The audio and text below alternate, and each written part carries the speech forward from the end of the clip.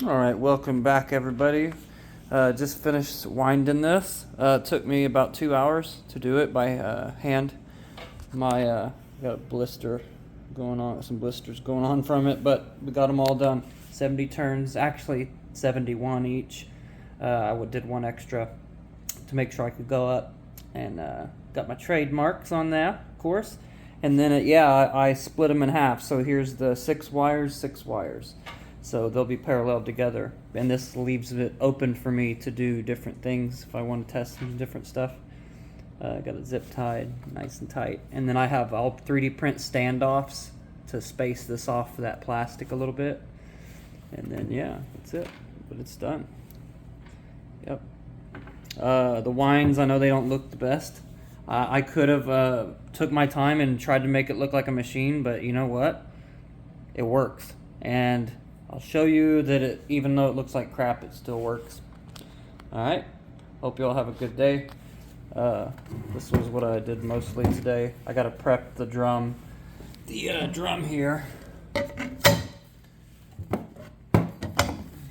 what she'll look like on there. I gotta take that plastic hub out and get it down to metal, and then we'll be in business.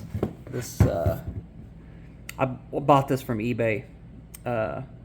So yeah, they're calling, 0.87 horsepower, 2.5 amp. That was with the aluminum 21 gauge wire.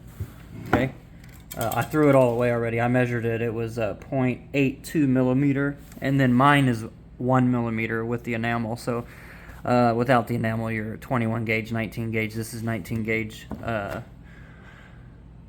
Again, all I'm trying to do is get $750 each off of these, because I'm not trying to ask too much and overheat it. I want it to last. The whole idea of this was for these to be bulletproof generators. So if I can get more, that's fine. But we're shooting for 1.5 with 2 of these. The other one you've already seen. I'm about to have to rewire the other one.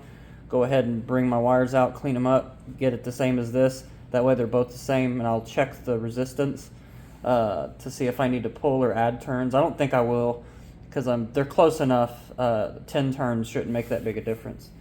Maybe 4 or 5 volts, and I don't care about that. So, because I'm making a custom buck down converter, we'll talk about that later.